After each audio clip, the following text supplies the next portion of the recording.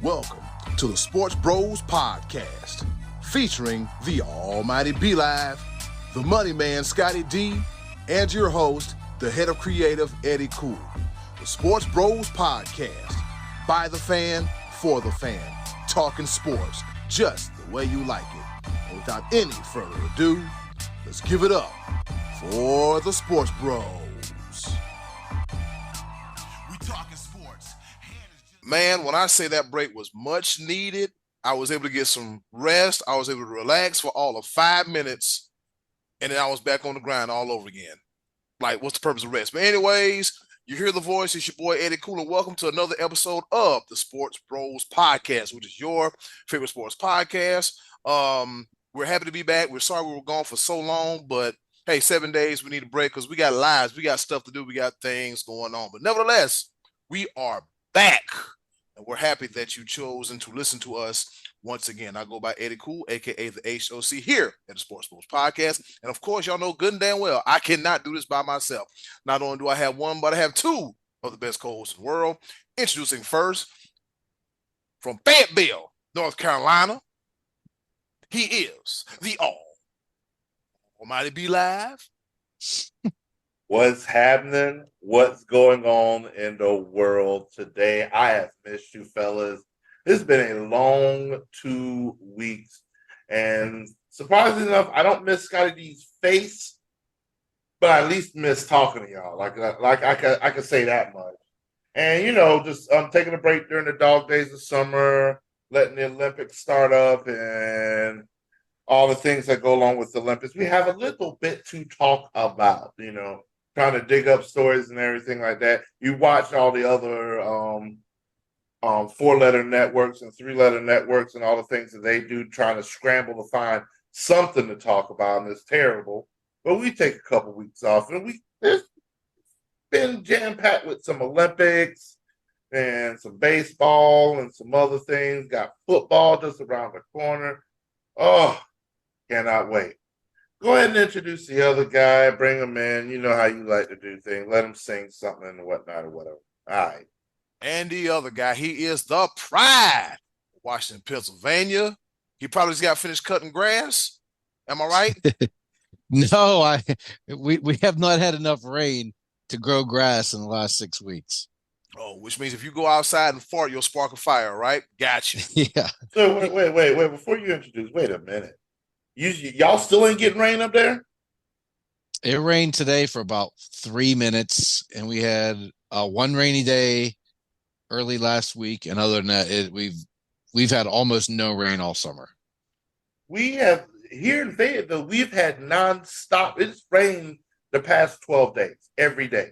Mm-hmm. Like y'all can have some. I don't want no more rain. I'm good. That's why I'm over here like we're sort of like y'all like north of us, but I mean you should get some. But my bad. I digress. I'm trying to give y'all some of that rain that we got, but we got too much. Yeah. All right, my bad. Go ahead. He is the pride of Washington, Pennsylvania, the money man, Scottie D. Da da da da da da da da da da da da da. This is a torch. It is a torch. It is a hammer. Yeah, man. Have you guys been watching any of this stuff? Have you been watching the Olympics? Well, I'll tell you what. I've been watching the most innovative thing I've seen on Peacock is called the Gold Zone, which is similar to NFL Red Zone, which means I can go back and forth between 4 screens because some of the stuff you can sit there and watch through it, and some of the stuff like, oh, what's going on over here? Oh, we got people playing rugby. Well, we got fencing going over here. Chief fell off the bike again. Oh, he got dunked on. So, yeah, it just gives me time to watch, more than one thing. So I need to get on that because I have not got to watch a lot, but I will tell you, rugby players are some bad boys. Those guys are some bad dudes, no matter what country they're from. That's interesting stuff. So, I'm looking forward to watching a little bit more of this. I was into some baseball over the weekend and doing and working my job, one of my many jobs over the weekend. But Be Live, where are you? What do you got planned? Are you going away? You got a trip coming up this weekend? Yes. Are you going to the Olympics? I don't know if No, I'm not going to the Olympics, but I got my Liverpool shirt on. official member of the Liverpool Football Club in Raleigh, the Supporters Club in Raleigh.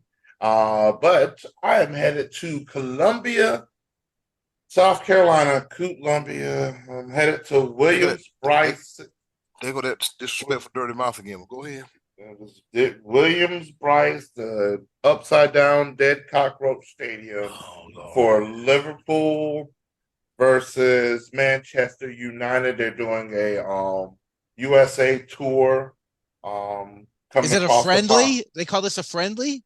Yes, it is a friendly. Okay, so why are you going? Who's making you? Did you lose a bet? What's the reason that you're going to this game?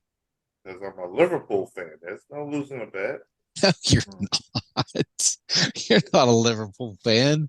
Why? Okay, you think I just purchased merchandise for no reason? Yeah, I mean, you could, but it's possible with you. Anything's possible.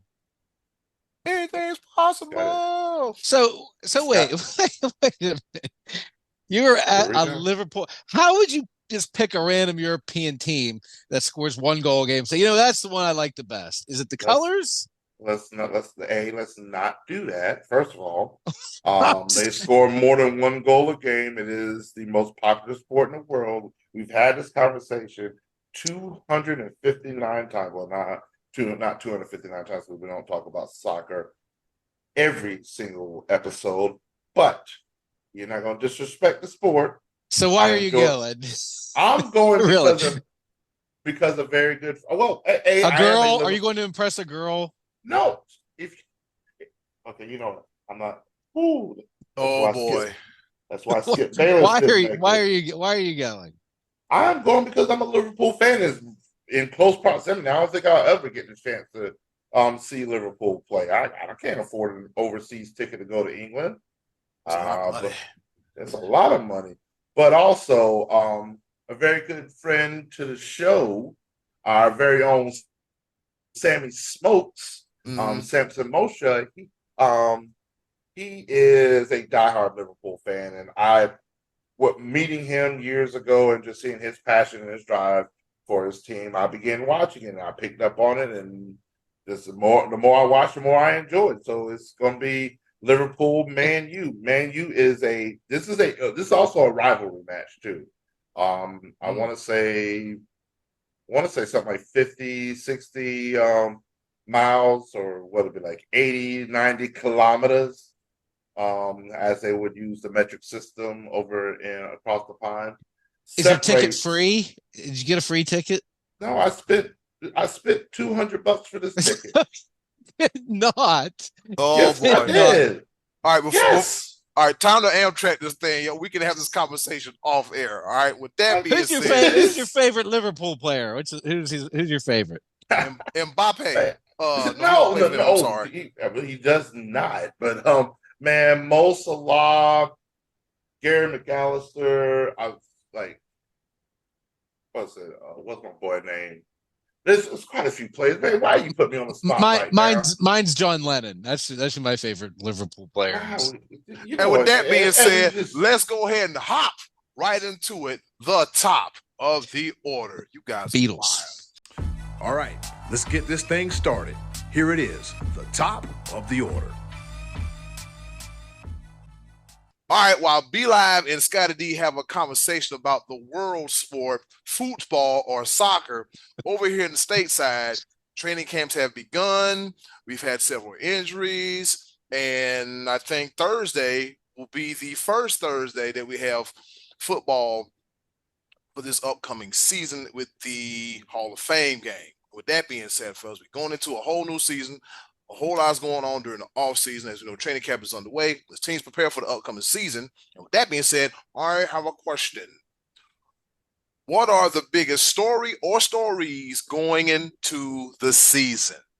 Scottie D, what say you? Well, before I go into the season, I'll tell you the one that's, to me, going into training camp, and that is Jordan Love breaking the bank with that contract. Oh, yeah. And how now every time a quarterback signs a contract, he has to be the new highest paid of all time to get it. And it now makes me wonder, does that hurt Dak or help Dak? Because if Dak wants to be paid more than this dude, but yet he couldn't beat him at home in the playoffs, I mean, how's that work? It's too much money for a guy who's had 7 decent games on his resume. It's too much. These prices are getting astronomical. Trevor Lawrence has not done anything in this league yet. Herbert has not done anything in this league yet. And now Tua's in line, and it's just absurd. Tua's already got his contract. Yep, he got some money. Yeah, that's right. Yeah, his came out later that day after Love's did. He got $53 million a year. Jordan Love tied with Trevor with $55 million a year. It's absurd. And you want to know whose fault that is? You ready for this one? Daniel Jones, Danny Dimes. When the Giants paid him $40 million, that completely reset the market. Nobody, I mean, $40 million for Daniel Jones. Like, anybody has a better resume than Daniel Jones. I'm like, yeah, if he's getting 40, I'm at least worth 50. And then that person says, I'm worth 50 too. Well, I'm also worth 50. Well, if that person's worth 50, then I'm worth 53. Then if I'm worth 53, then if he's worth 53, I'm worth 50. Yeah, it's the agent's fault. It's the agent's fault because they're telling their guy, "Oh, you're better than that guy." Look how the wide receiver market is going right now. Mm-hmm. CeeDee Lamb is holding out. He should not be paid more than Justin Jefferson. Justin Jefferson is the gold standard when it comes to wide receivers right now in the NFL. He shouldn't be paid more than him. He's making 17 or 18 million, and he won't go to work right now because the $18 million isn't good enough for him right now. He agreed. This is what you're gonna pay me this. I'm gonna come to work. But right now he's not going to work because he wants a new deal next year. He's worried about next year. The absurdity is astronomical. It is absurd.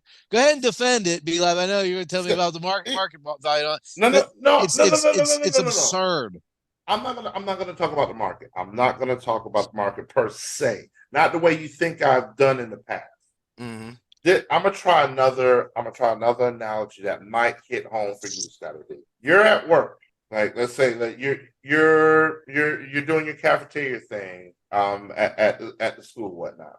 You're making X amount of dollars. The person right next to you doing the same exact job, you find out that they get a significant raise. Y'all been doing it the same amount of time, same level. Y'all do the same job. Mm-hmm.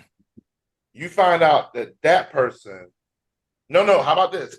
You actually know that you're even better than that person, or relatively so. You hear that they get a significant raise. Are you going to still show up for work? Now, of course, you're probably still going to show up for work because you need the revenue. But are you not going to gripe because this person's making twice as much as you are, and y'all doing the same exact job? Are they? Is every wide receiver doing the same exact job? Well, no, of course I'm going to work. I'm not going to not show up. Okay, first of all, we're in a different situation because you're talking about griping as opposed to not going to work. Are you going to gripe? Let me ask that question. I would gripe, and then I would go to work because that's my job. Yes, I understand, Scottie D. Here we go. Your apples and orange in it. Your apples and orange in it. Here's the gripe part. That you're on the same page with the gripe part. Of course, here's the thing. That's just the way it's set up. He's going to get fined for not showing up to work. That's how those contracts. They're not going to get fired. See, if we didn't show up to work, we get fired. That unfortunately, that's not the world that they live in. So they live in the world that I'm making $18 million this year, and that's not good enough. So it isn't. In the cafeteria, I'm not making. Scottie D, you keep saying that. I'm trying to put you in a relative situation. You're going to. It's not. It's not. It relative. Is. It absolutely. Yes, it relative. Is. You just said it was. You just because you gripe. If it wasn't relative, you wouldn't gripe. You're talking about a guy making $15 an hour as opposed to a guy making $18 million a year. Relative. It's different. It's different. If you pay me $18 million a year, I'm going to work. If I signed a contract, I have to. It's my job. He's not going to his job. It's simple. It's not just CeeDee Lamb. It's a bunch of guys. They sign a contract. They agree. I will come to work for this amount of money. And now they are breaking their agreement. I'm not coming to work anymore because I want more money next year. Yeah. Yeah. Because somebody else is making that same amount of money. It's also relative. You know what's funny though is $18 million was good enough until you find out about somebody else. Ta-da! That's the world that we live in. Yeah, like you say, Scotty, you've been a manager at a restaurant. You know how dangerous it is for somebody else to find out what somebody else is making. You know how dangerous it is. You know when people start talking about, oh man, I just got this raise, I'm making no, shut up, because I'm not trying to give everybody a raise. That's how that's literally what this is going on what's going on right now. GMs hate when the next person makes. I guarantee you, every GM across the world hated when the Giants decided to pay Daniel Jones $40 million. Every GM across the board hated when Cleveland Browns paid Deshaun Watson all fully guaranteed money. That is because they knew that the rest of them were going to say something about it. You can't. We live in a world that, hey, I want to get paid what my value is, and in a world of, you would be a fool. You would be a fool. You'd be a fool if you played in that sport and took half the money and just said, no, I'm good. I'm just going to show up to work because I signed a contract, even though this person just got a raise in the contract. Patrick Mahomes said, people tell me I'm underpaid all the time. But because he's the 11th paid quarterback in the league right now. Wow. And he is number one. He's the best one in the league. And he's going to work. He's going to work. And you know what? I will piggyback off of that because I've been waiting on that argument as well. He will raise you one, Scottie D. There are 32 quarterbacks in the NFL. How many quarterbacks do you think are going to win the Super Bowl in their career? Well, as long as Patrick Mahomes is playing, not very many of them. Exactly. He's hogging So, bruh, if I'll be honest with you, if I was the Trevor Lawrences or the Jordan Loves or hey, get your money. Yeah. Because the Super Bowl is such a fleeting task. Now, granted, the ones that have been very, very, very successful were also the ones that took team-friendly deals, like Mahomes, like Tom Brady. But those are few and far between. Bruh, get your money. Get your money. Because you never know. It could be What's tomorrow. funny is they get the money and then they complain because there's not enough money for the rest of the team. You see. But our argument isn't even that. My argument's not even about getting as much money as you can. It's when you sign a contract, you go to work. You go to work. You've already agreed. You didn't say, I'm going to take $18 million a year this year, and then in year 4, I want $35 million. And if I don't get that, then I'm not going to go to work. They're not going to work. You already agreed. You're not honoring your contract. You are the greatest employee I've ever met in my entire life. Really good. I'm a really good employee. You're a great employee because you go. I'm very good. You go to work and don't want to raise. You just work hard for no reason. I go to work. I go to work. That's the thing. I go. Yeah, so that's it. You show up I go every single day. He don't want no raise. He don't want no benefits. He just wants to show up and be part of the team. All right. That's what you sound like. All right, that's exactly what you sound like. I don't sound like that. I sound like if I made $18 million to hire you, and I agreed to make $18 million, I would go to work. You are hired. Scotty, boy, I'll tell you time to Amtrak this thing because we went from of the month. I'm putting a price. You know what? I'm paying $27.50 to go to my local trophy house and getting him a plaque. Scottie D, employee of the month, employee of the year. I deserve that. Dude, I got to pay him nothing. All right, let's go ahead. Hey, I deserve because right now I am making nothing and I'm still going to work. Let's go ahead and get this show back on track. I don't know how the hell we got into him wanting benefits, him earning money, employee of the week trophy. So with that being said, our story that I'm looking forward to, how will the Jim Harbaugh effect be placed on the now Los Angeles Chargers? Because as we know, Brandon Staley couldn't coach his stuff out of a wet paper bag, making questionable calls and everything. So how do you think the Jim Harbaugh effect will affect Justin Herbert? Does Justin Herbert have somebody to throw to yet? Good question. It ain't gonna do it. Not only is it a bad fit because Jim Harbaugh, well, I guess, I mean, they sort of do need a little bit of defense and improvement on running the ball, but they don't have the personnel. Mm-hmm. So that's the problem. Maybe 2 to 3 years from now, they'll get a couple good drafts and whatnot. But right now, it's going to be hard pressed for the Los Angeles Chargers because they're not going to see success the next 2 or 3 years. They're going to be almost like the Panthers, and at least the Panthers got a little something to look at. Xavier Leggett is that dude. That little country bumpkin. Hey, boy, I'm gonna go in there and play some football. There, boy. We're gonna go there. You know what I'm saying? We're gonna play some football. We're gonna have some fun today. All right, you heard me? Yeah. But man, I don't see. I mean, I think Harbaugh can build a program, but he has to build it. It's not going to be Rome was not built in a day. It's going to take him a couple of years to put something together. And so maybe they give him that time. Who knows? But it won't be this year. They're gonna have to pick up somebody and move somebody and get somebody else. How they went through the entire draft, I don't even know who they drafted. It's I don't know. Jim Harbaugh. We'll see what happens. Scottie D, what you got? They drafted a 6'8" All-America tackle out of Notre Dame, Joe Alt.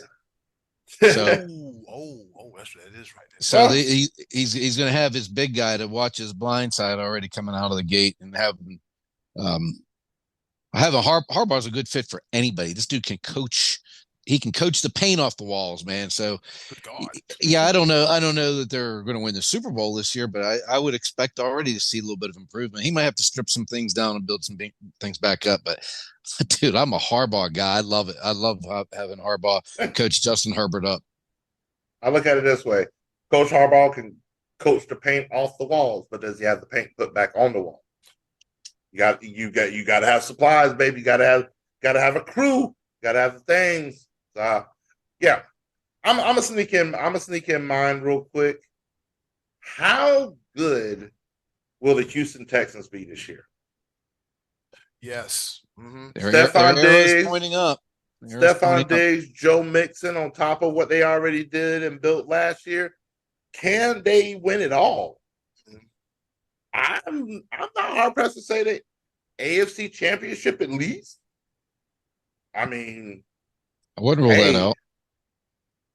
Now, how patient will the team be with Stephon Diggs? Because we know Stephon Diggs is not a patient man. No. And Joe Mixon, he's been off and on the past couple of years. He's gone battling with some injuries. But if they are healthy and if they stay true to what they've been doing and their defense has been on the rise as well, D'Amico Ryans, I would be hard-pressed to put the Houston Texans in at least the AFC Championship game.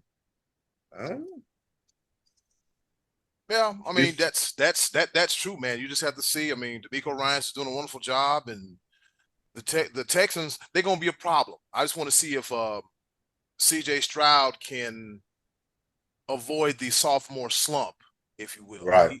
He's got weapons, and just like you said, Stephon Diggs is kind of it's a little touch and go when it comes in. When he's getting the ball good, I'm just trying to figure out how they're going to spread this ball around. How are they going to spread it around to everybody and everything. So it's just trying to figure all that out. So I mean, it's definitely interesting, to see how that happens. Also, another thing, Pittsburgh, the situation in Pittsburgh with the 2-quarterback system with Russell Wilson and Justin Fields. Scottie D, what's the buzz up there in Steel City? It's not off to a good start. So boy. far, Russell Wilson has not made an appearance in camp yet because he has a calf injury that he's nursing. So he hasn't been working out with the first team yet. I think he may have got on the field yesterday or today. It might have been today where they say he was just throwing some passes, but he hasn't actually taken the snaps. And Justin Fields, they said so far in a quarterback friendly environment with just the helmets and shirts on, no pads, has looked like a C quarterback. It's not even. They said he did not look good in OTAs, and he's looking only slightly better right now. So, but I mean, that's no surprise. That's why the last team he was with doesn't want him anymore. So, the Bears didn't do him any favors, though. They finally made the moves for Caleb Williams that they should have did for Justin Fields, but they just said, "Yep, we're done with you." So no development. But then again, that's always going to be a question. Where like the Bears clearly weren't going to develop him. Can he be developed, or is he just has he already met his ceiling? It's a lot of questions when it comes to Justin Fields. And speaking of the AFC North, he played quarterback at Ohio State. Don't forget that. That too. So did C.J. Stroud. Well, in general, you can't make that argument anymore. You know, you used to be able to make that argument. I'm making it. Okay, all right. I'm saying. I mean, technically, Joe Burrow played quarterback at Ohio State. Oh, for crying out loud! Oh, yes. That was a reach. Real long reach. Did I hit it with a Stretch Armstrong reach? How many touchdown passes did Burrow throw at Ohio State? Off the top of your head, any idea? There's no clue whatsoever. Yeah. That came. I'm not even gonna lie to you. You may me use a dumb button. That came straight out of my ass. There was no research involved with that. Yeah. I just sound like, you know what? This will probably piss off Scottie D when I just say. Yeah. Real quick. Speaking of the state of Ohio and quarterbacks in the AFC North, will Deshaun almost said Deshaun Foster. The reason I said something about Deshaun Foster because he had this press conference. Ooh, boy. Boy. Oh, yeah. But anyways, not a good start. Not a good start. No. Deshaun Watson. Will Deshaun Watson A be healthy this year, and B, can the Browns make it out of the ever competitive AFC North? What will Deshaun Watson do this year? Because think about it. His only good half of football last year, he went 11 for 14, threw for 170 some yards, 2 touchdowns on a tore up shoulder. Scottie D says no. Be like, what do you say about the guy that should have won the Heisman that year? I don't know. I don't. I mean, at the end of the day, you want to win football games and you want to succeed and want to win the Super Bowl. And I think Deshaun Watson has the ability to win big games, stuff like that. But I don't know. Like, I don't see him having that passion for the game anymore. I don't know. Some of the players in the locker room like, hey, yeah, Deshaun Watson's a leader, da da da. But I don't know. I like to see a little moxie. Like I've seen Deshaun Watson when he has that moxie. Whenever he has when he's untouchable at times. I've seen that dude put 400 yards up against Alabama twice. Wow. You know, the dude is bad. I mean, he's a quarterback. That dude is good. I mean, but I don't see that about him. I feel like he's now just sort of like trying to make it through the rest of life and trying to make it through all of the allegations and stuff that he's trying to put that behind him, and it's just sort of he's suiting up and just trying to make it through. And I just feel like I don't see that moxie anymore. So you think he's going through the motions? Yeah, I don't think he's going to be in a position or place to be one of the elite quarterbacks in the NFL. And I don't see the Browns. I mean, I see the Browns making a little bit of noise, but not enough to win a Super Bowl.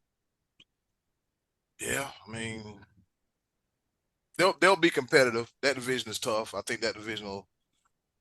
Trust me, as a Clemson fan, I hate to see it. Yeah, I don't. Yeah, I hey, think but you know what? What do we care if they're any good? He's getting his money. He's got guaranteed. He's getting money, so why should we? We should just be happy for him getting his money. I never said. See, there you go. See, there you go, moving the goalposts again. I know what time we're at right now. You see, yeah, you all moving. You move. We should be. I didn't say anything about our happiness. I didn't say anything about you. I didn't say anything about you. We should be happy for him. We should be happy because Deshaun Watson's making a lot of money. We should be happy as fans for that. We should be happy. No, we should be happy for him. No, we shouldn't. Be happy for him. He's getting his. Hey, guess what? He's showing up the work, though. Aren't you happy that he's showing up the work? We should be happy because he's getting a lot of money and going to work. We should be happy. He's showing up every day to work. You know what? I'm happy. I'm looking at my clock on my laptop because I have yet to get a watch. Guess what time it is? What time is it? What's happening? What's going on? Oh, I'm glad you asked. It's time for our favorite portion of the show, the choices of the voices. Now, with that being said, hey, old button, hit it. Choice of the voices coming at you right here on the Sports Bros Podcasts.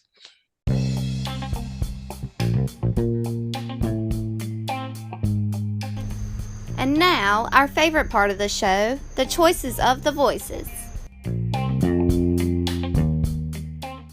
Once again, thank you to the wonderful and ever so lovely Miss Button for introducing our favorite portion of the show, the choices of the voices. You know how we do it. We ask y'all a question, you give us the answer, and we talk about it right here on the Sports Bros Podcast. And Be Live will put you in the penalty box because he is the referee enforcer. Scottie D, what was the hockey referee's name? Kerry Frazier? Was that his name? The hockey referee? Not sure. I think that was his name. Kerry Frazier had like the hair, and he was like, penalty, go to the penalty box. I'm like, shut up, you Ken doll. All right, anyways, Scottie D, what's on tap for this week's choices of the voices? We asked, 2 weeks ago, last time we had a show, we asked, who do you think of when you think of the great American Olympic hero? Who's like who pops in your mind as the Olympian, the man or woman who represents the stars and stripes when it comes to the Olympics? And over the past week, I also asked what event or person anyone was looking forward to, but we'll get to that here in a moment. First, we'll talk about this one here, the Olympic heroes. And Eddie Cool, we had some interesting feedback on this one. All right, we did. We're going to start with Matty Ice Martin Tracy. He said, I will always remember watching this game. I was 11 years old. The Miracle on Ice, and a great movie, too. He was referring to the 1980 U.S. Olympic team? Yeah, 1980 U.S. Olympic team that beat the Soviet Union or the USSR, how you want to put it, in the Olympics. Michael Ruzioni. Yeah, that was a pretty good team. Yeah. Yep. Uncle Maxie says, Mark Spitz is always a favorite of mine. He set many world records in swimming. I remember the name, but don't remember the man, but heard he was a bad dude. Scottie D heard he was bad. Yeah, he kind of got erased from the history books by Michael Phelps, but he was Phelps before Phelps was Phelps, pretty much. That's exactly how I was going to say. Like, Mark Spitz, he owned all the records before Michael Phelps came on the scene. So it was just it was a domino effect. All the Spitz records just falling. Yeah. Then just being replaced by Michael Phelps. But yeah, that's exactly how to describe that. I think at one point Spitz made I think he came out of retirement. Like he had retired in the 70s and tried to make a comeback like maybe in the early 90s or something. I don't remember that specifically, like the time frame of that, but I think he did and just didn't have the kick. I guess it'd be like if Phelps tried to come back in 2 Olympics from now, like 8 years from now, that kind of thing. But Phelps smoked up enough weed that he like, nah, I'm good player. Yeah, and I always liked Michael Phelps. That didn't bother me. That whole thing did not bother me. What bothered me was him being on TV the other night with a little tiny man bun sticking out of the back of his head. His hair was slicked back, and he had the shaved side and a little teeny tiny man ponytail thing sticking off the top of his head. That reminds me. I'm going to be on my best behavior when I go to Colombia, because we've seen what Colombia does to people. Even 28-time Olympic winning swimming legends, they go to Colombia and they get with the devil's lettuce. Hey man, things happen. Things happen. What are you going to Columbia for again? Refresh my memory. God, I'm not doing this. Why are you going to Columbia? To see a swim meet? To see Michael Phelps? Why do we do this every week? Like, you find something. Oh, that's right. Just You're going to see Manchester City playing Manchester United. That's a whole different team. Okay. Playing Brooksville. No, I'm joking. Speaking of and I'm Michael going to Phelps, see Liverpool. okay. By the way, Speaking of Michael Phelps, that was MJ Markley's answer. He just said Phelps. Just one word, one person. Need I say anything else? Simple. Very simple. All right. Our dude Tony Bogan, TB, getting ready for the high school football season along with myself. Shout out to him. He says, I have two. Michael Phelps for his numerous gold medals and Olympic world records he's set in swimming. Second is Simone Biles. Caught a lot of undeserved flack, but made the voluntary choice to sit out an event in the Tokyo Olympics because she didn't feel like she could perform her best. Got to respect her for putting her mental health first. She's going to win gold in Paris. Book it, he says. Boy, I hope so. She got herself a calf injury too now, so that's important. I mean, yeah, that's important for the events that she does. So, man, I wish her the best. I don't, man, I wish that didn't happen to her. I wish she didn't have that calf injury. Yeah. All right. Coming up next, we got Marcus Wayne James. He is the co-host of the Connoisseurs of Pro Wrestling Podcast, which you can listen to right here on the Sports Post podcast feed. He says, of course, you can't go wrong with Kurt Angle, who won a gold medal with a broken freaking neck. Pittsburgh's own Kurt Angle. Yep. He said, but I think I've got to go with Kerry Strug for winning the gymnastics team, gold for gymnastic teams on a broken freaking ankle. So we got a broken freaking neck and a broken freaking ankle, and they won gold. All right. So shout out to Matty Ice, Uncle Max, MJ Markley, Tony Bogan, Marcus James for their participation in this portion of the choices of the voices. Olympic heroes. I'm going to say Usain Bolt. Good one. Usain Bolt, the fastest man on the planet. Like somebody was like, well, he should be a kick returner in the NFL. He don't need to do all that. He didn't need to do all that. He went out there, he ran, he beat everybody, he won a bunch of medals, he retired on top. So Usain Bolt, man, that was one of my Olympic heroes. Scottie D, what say you? You know, I like that answer. Even though he wasn't an American, I remember seeing an event or an interview he did one time where he stopped the interview because he heard the our national anthem being played in the background, and out of respect, he stopped the interview till the anthem was finished playing and then resumed the interview. I always thought that was a super cool thing to do. That, you know, he didn't have to do that. It was the United States anthem, but he did. So, Scott, B Live put me in the penalty box. I just realized, like, wait a minute.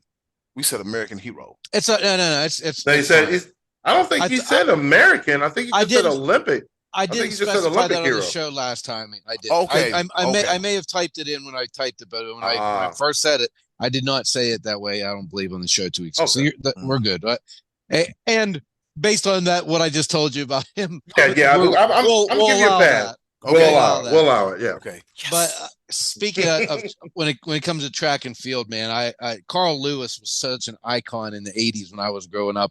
The flat top and the speed. I mean, he was exciting. And then losing to Ben Johnson, I was so salty only to find out Ben Johnson was on steroids a couple of days later, and that was a weird thing. But Carl Lewis was an incredible athlete, and I think for some reason, I feel like he gets overlooked a lot whenever you talk about some of the great Olympic heroes of the past, but he was fantastic.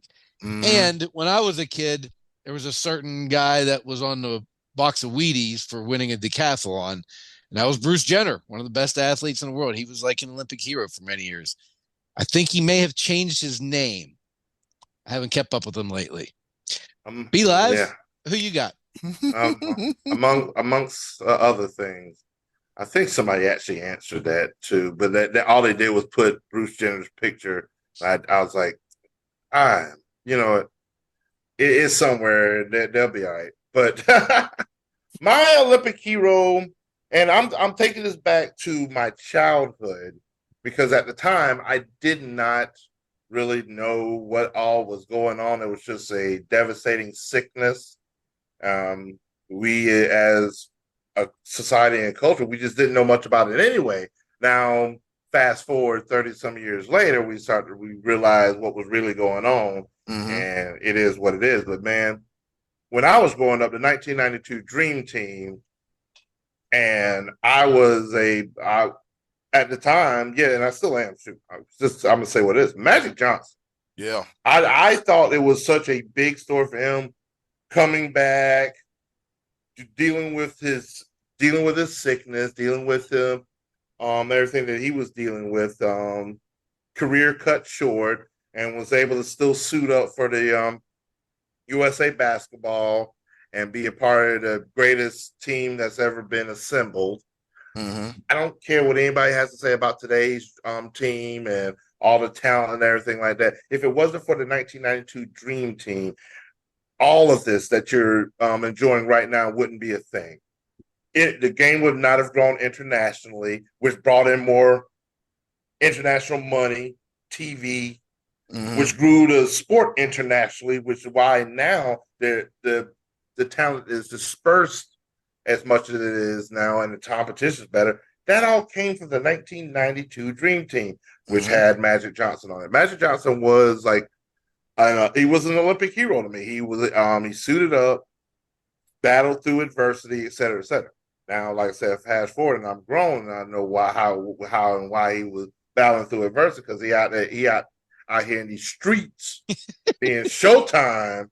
But hey, at the time, I was a 10-year-old boy with a dream in a basketball, and Magic Johnson was that dude. I'd followed his career ever since I could watch a TV, and so Magic Johnson, my Olympic hero. Yes, sir. I like it. I like that. Scottie D, because B-Live was what with it? He was deadly with it. I was going to let it pass because he picked my favorite athlete, but he was deadly with it at 10. Deadly with it. See, Eddie Cool, some things you just let go. I like it. I like it. Hey, you better watch out. You better watch out. I'm deadly with it. Yeah. And you know, the starting five of the Dream Team was what? Bird, Magic, Jordan, Patrick Ewing, and Barkley. Yeah. I think that was the five that started most games. Yeah. You take that five off the team, and them other seven are beating today's guys. Stockton, Malone, Pippen, Drexler, Chris Mullin, David Robinson. They're beating them guys. They're beating them. I can't see. Here's the thing. We're talking now two different eras. I mean, I think LeBron James playing at the level he's still playing. KD was just nasty with it. Like he was sniper mode. Like he was deadly with it. I think Pippen guards him. And looking at up 5 inches to him. Yeah. I don't know. I think Pippen beats him up. I don't know. That's a whole nother topic for a whole nother day.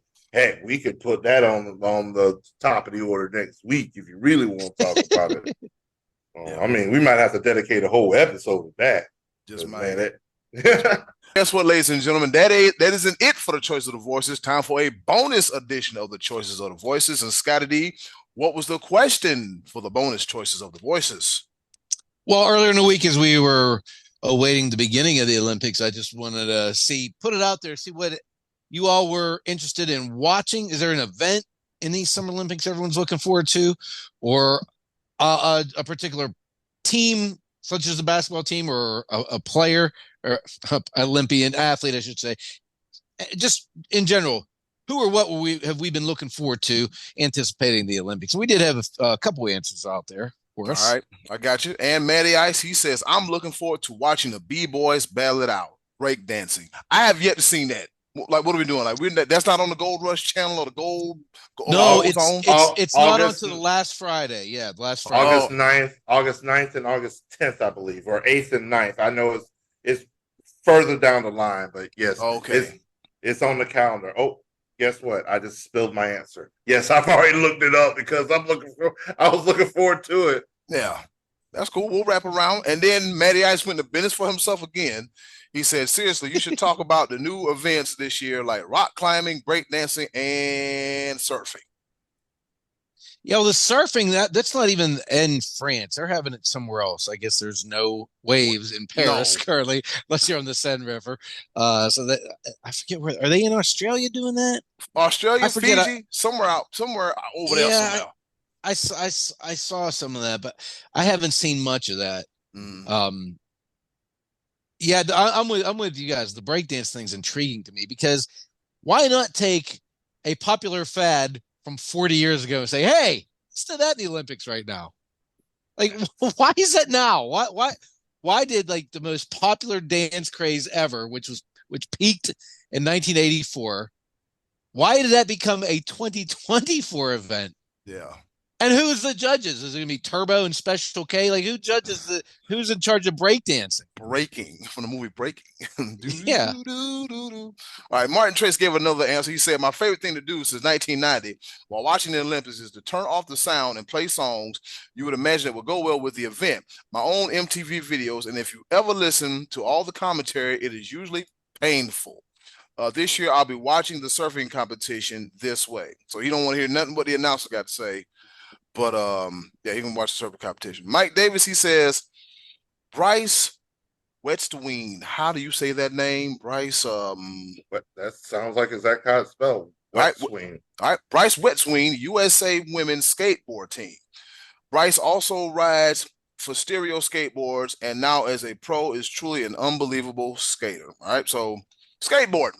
I don't know who the hell that is, but skateboarding, he's going to check that out. And Jeffrey Lewis, guess what he said?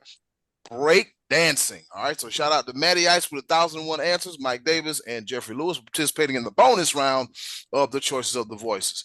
I'm interested to see how this breakdancing thing is going to turn out. I'm interested in seeing that. But I've been watching right now, rugby. Yeah. Yeah, I kind of understand the scoring system because I remember some guy, I don't know if he was from the US or whatever, but he caught the ball and he ran a full sprint across the field. I'm like, they ain't gonna catch him. And like, I'm like, well, how do you score? I guess you take the melon or take the ball and you put it on the line and you get 5 points or something like that. I'm like, okay. Yeah. Okay, you get 5. Go ahead. And where you place the ball on the goal line is where you kick for the other 2 points, I believe. Sounds about right.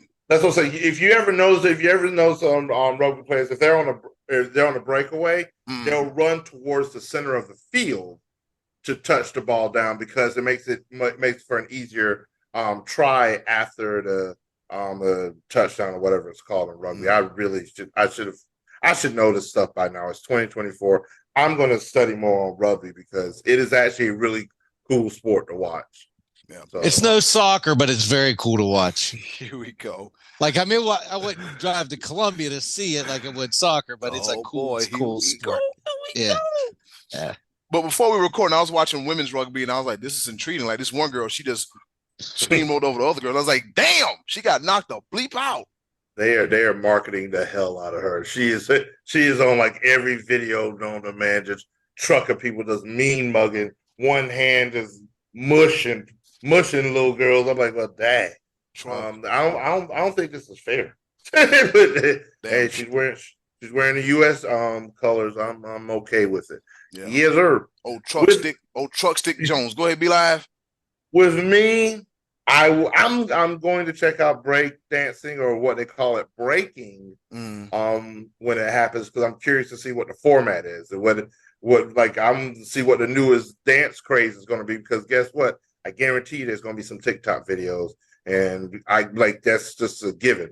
And I'm gonna try my own stuff and everything. I'm gonna try to hit him with the Lil Saint. No, it wasn't Lil Saint. Hit him with the Chris Brown and Stomp the Yard or whatever. Nah, I'm not doing none of that. But please don't tease us. You gotta make a dance video for us. Absolutely the hell not. That is not happening. Nah, but real talk, what we all came to see. I'm just gonna say I can speak for everyone when I say this. I'm looking forward to the women's 4x100, and I'm looking forward to the men's 100 in track. Come on, that is like the fastest like the fastest 10 seconds. We're just waiting for that. Oh, Yep. man, oh man, looking to see how close can anyone get. What I think the record still was at 9.59 by Usain Bolt. I think it's, and some people get like I think I've seen 9.71, like I've seen some really fast numbers. So man, looking forward to see how close they can get. And then U.S. versus Jamaica in the women's 4x100. You know that's what everybody came to see. And we'll see what the ladies will do in that. USA all day, every day. Yes, sir. Scottie D, what say you? What you looking forward to see? Oh, did you already tell us already? Well, I am looking forward to the breaking thing. I always like the track and field events. So I'm looking forward to what, like B-Live was saying, those events. I'm not sure when it's on, but I would like to see how USA Golf does. But yeah, those are the main ones. I'm intrigued by the breaking. I think the breakdance thing is just something everyone's just very curious. Everyone wants to see how it plays out. Like, because we haven't been watching it for the last 40 years leading up to this competition. So who's doing it? When are they, where have they been? Like, where have they been practicing? We've seen more Nathan's hot dogs eating contests than we've seen breaking contests. That's true. So interesting. Yeah, I'm interested just to see the novelty of it. It might not be something I want to sit and watch all day after I've watched it for a couple of minutes, or it might be something that I break out my glove and start doing a knee spin and put the linoleum down on the basement floor, sprinkle some baby powder down. I got some cardboard. I got some cardboard. I got some cardboard boxes I can break down and be in the living room doing. Just hit some moves for no reason. Turn in circles and all kind of riffraff like that. But yeah, that's pretty cool. Scottie D, what's on tap next week for choices or the voices? Next week we're going to talk about the NFL and ask, what rookie are you most intrigued or most looking forward to watch playing in the NFL this season? What rookie do you most look forward to in the 2024 National Football League? And that'll give us something to talk about next week. Well, I'll tell you what, I might give you a little hint right now. You know what I'm saying? If you pay attention, I might give you a little hint. Let's go. But anyways, look forward to that next week. Coming up next, B-Live, go on and grab that grinder because it's going to be time for Around the Pepper. Coming at you right here on Sports Bros Podcast.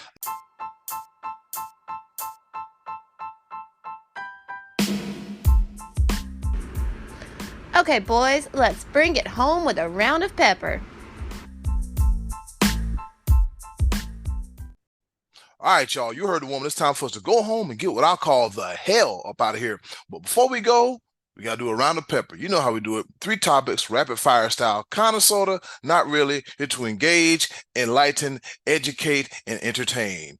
The 4 E's in no particular order. With that being said, I'll go first. On this day in history, back in 1959, in his major league debut for the San Francisco Giants, future baseball Hall of Fame first baseman Willie McCovey goes 4 for 4 in a 7-2 win over the Philadelphia Phillies at Seal Stadium. Willie McCovey, the namesake of McCovey Cove in San Francisco.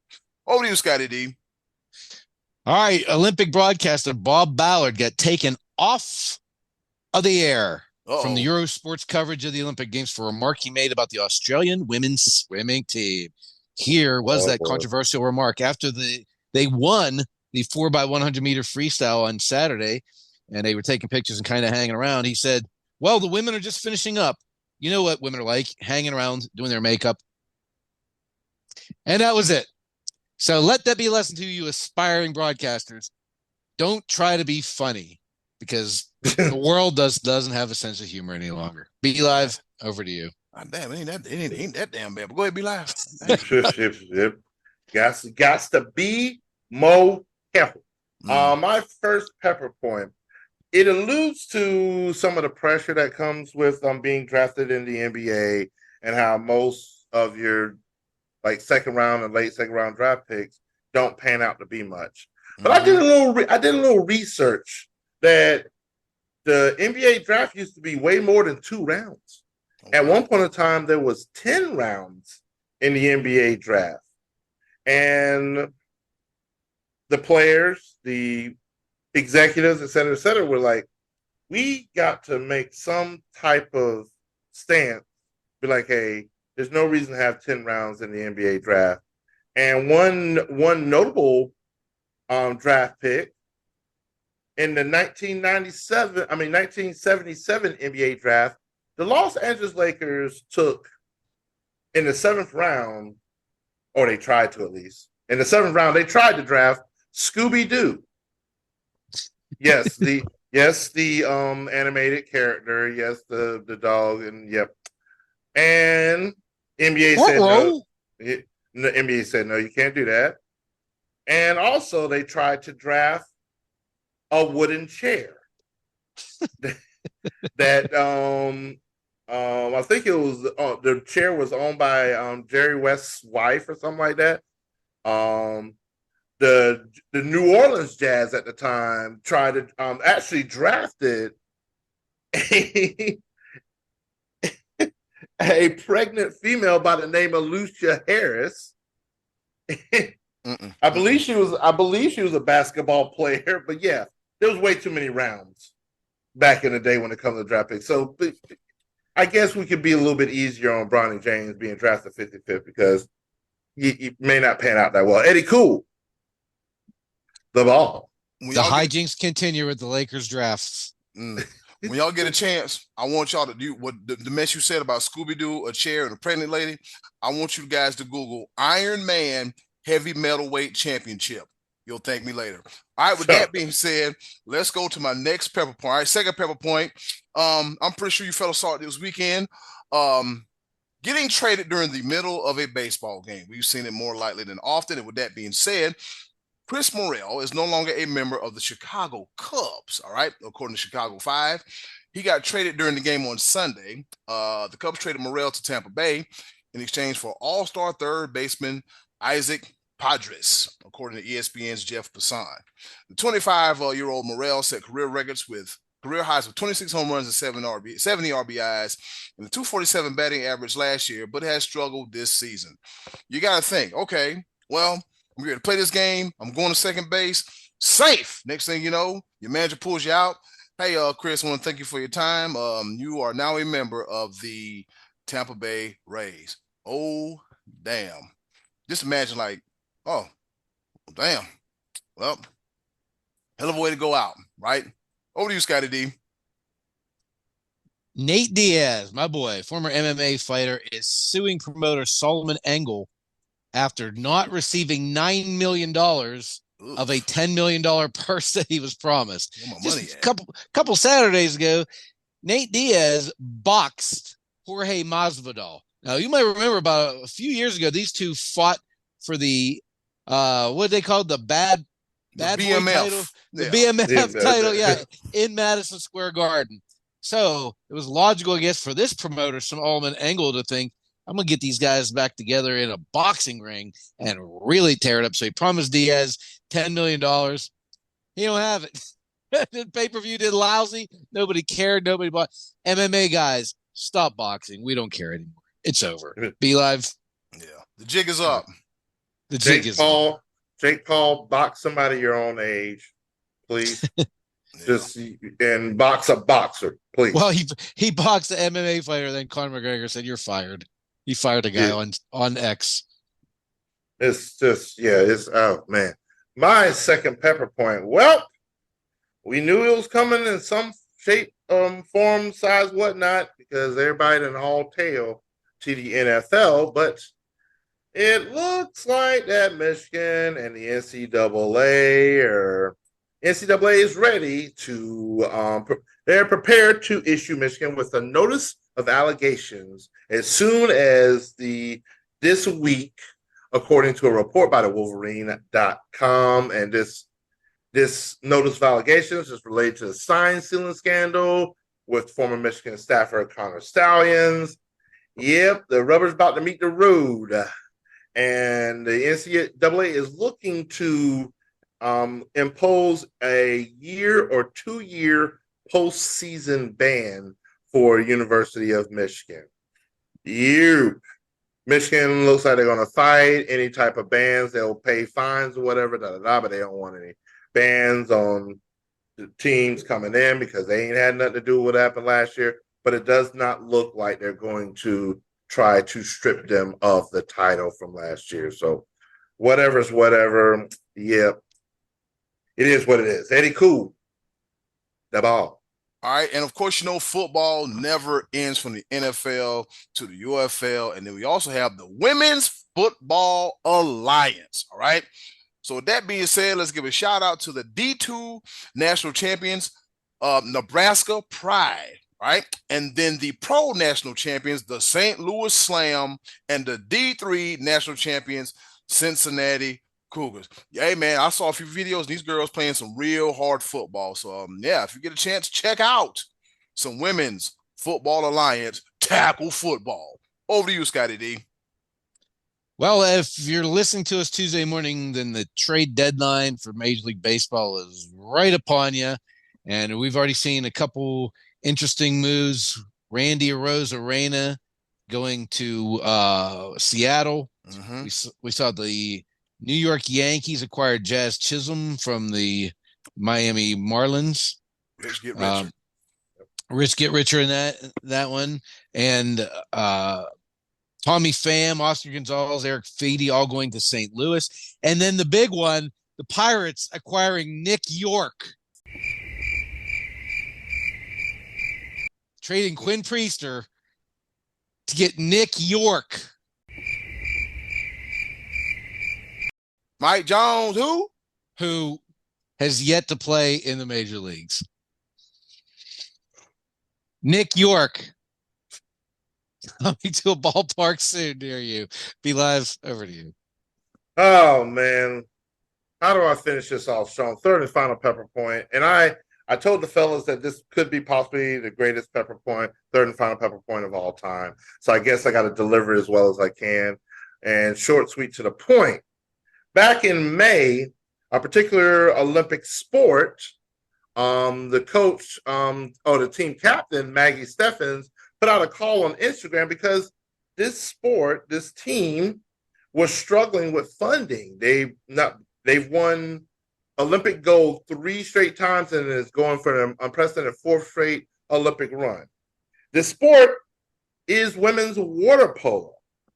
And someone, after seeing an Instagram post, decided to step up and help the team. And this person goes by the name of William Jonathan Drayton Jr. You may not necessarily know that name per se. I do. But he goes by a more famous name, Flavor Flav. Flavor Flav is the spokesperson, the financier, the face of women's water polo. Did you have that on your 2024 bingo card? That I didn't. Nope. No. What? Snoop Dogg carrying the torch that looks like a joint was one thing, but Flavor Flav playing water polo? Boy. I would have never thought that in my entire life. He has signed a 5-year sponsorship deal with U.S. women's and men's water polo teams to elevate the visibility, bring funds and everything, show what U.S. water polo is all about. On top of that, he managed to score Taylor Swift tickets for the entire women's team using his back channel industry connects. So Flavor Flav, the face of U.S. water polo. I like it. What? I like it. I love it, actually. I love it. Flavor Flav, come give us some money real quick. I'm trying to tell you, bro. But then I'm like, there's literally a picture of him in the pool with all of the women's water polo players. And I mean, can you just imagine what the picture looks like? That's outstanding. I mean, does he have the horns on? I didn't see that, but I honestly, hats off to him. Hats off to him supporting the cause and everything like that. And yeah, that's it. Yep. Welcome back. And in closing, do something nice for yourself. And if you can, do something nice for someone else. They'll greatly appreciate it now more than ever. Be a blessing, not a burden. And I got to find the Sci-Fi Network because I would like to watch Monday Night Raw. It's been another episode of the Sports Bros Podcast. Be live. Get us up out of here. Yes, sir. Let's go, Liverpool. Let's go, Liverpool. Let's go, Liverpool. Let's go, Liverpool. Let's go, Liverpool. You got to love it. This has been another episode of the Sports Bros Podcast. We're back. Hey, it's Eddie Cool here from the Sports Bros Podcast. Thank you for listening, and as always, continue to follow us on all of our social media platforms. Just click the link in the description box and keep up with the Sports Bros Podcast. And once again, thanks for listening.